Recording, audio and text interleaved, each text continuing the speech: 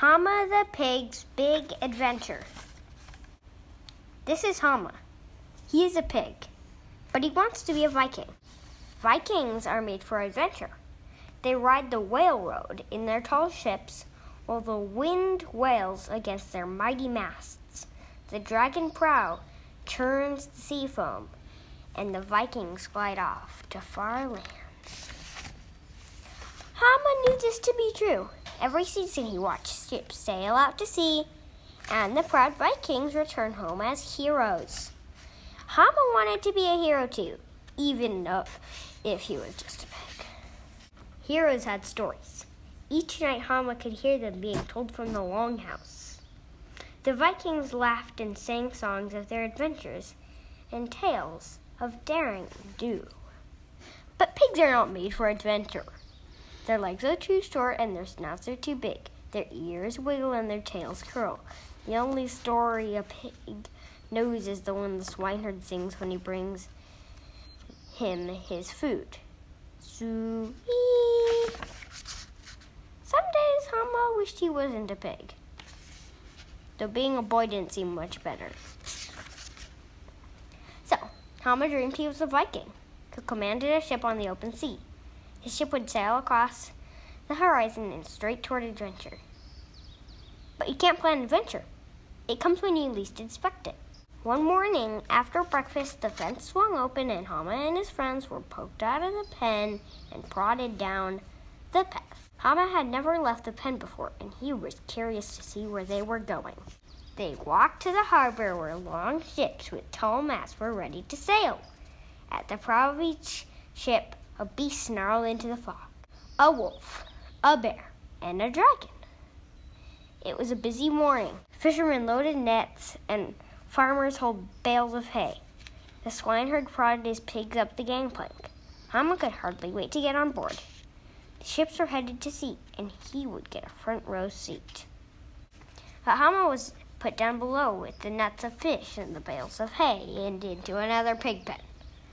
This was not where Vikings belonged, Hama thought. They set sail and were not gone long when lightning cracked and thunder crashed. The ocean rumbled and made the tall ships seem very small. Hama and his friends teetered from one side to the other, and the boats were tossed into the storm.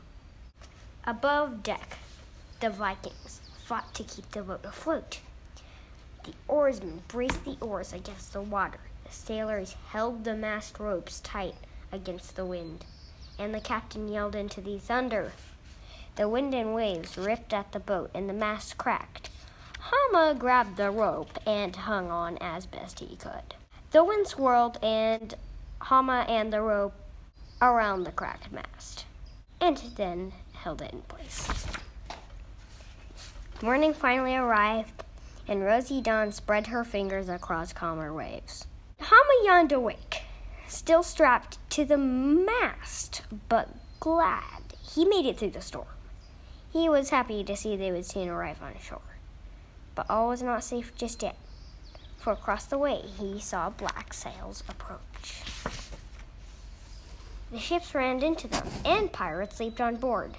Swords clanged, men shouted. Hama felt his ship pushed toward the rocky coast.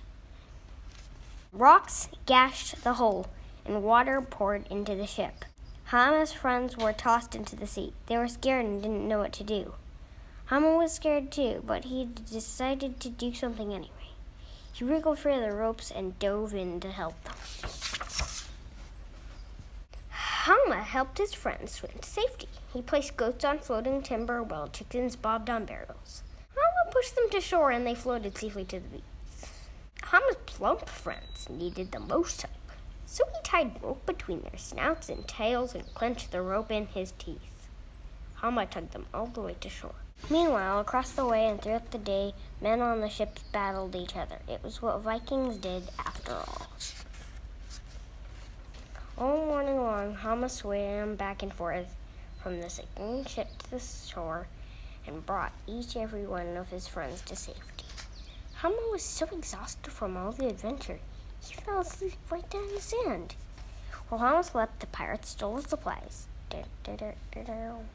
They took the chickens and pigs and the Viking sailors, clink, clink, clink, and set fire to the ships. It was what raiders did after all. The pirates were happy. It was a successful morning. They strode back to their village and sang along the way. La, la, la. The ship lay on the beach, broken and abandoned. All that remained was a forgotten barrel. It tipped over and spilled out fish and a small boy. The boy coughed from the slime and smoke, and he was alone. Or was he? Amidst the wreckage, he saw a net, and it was snoring. The boy lifted the net and noticed a pig sitting beneath it.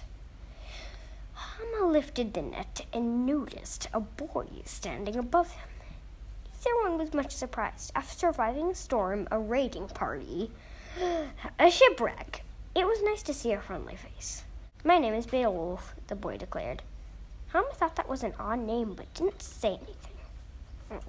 The young boy pointed to the tracks in the sand and saw they led into the forest. My friends have been taken, and I suppose yours have been too, he said. I'm going to help them. You can come along if you like. Hama thought that would be a good idea.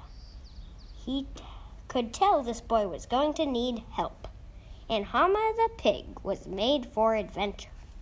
The end.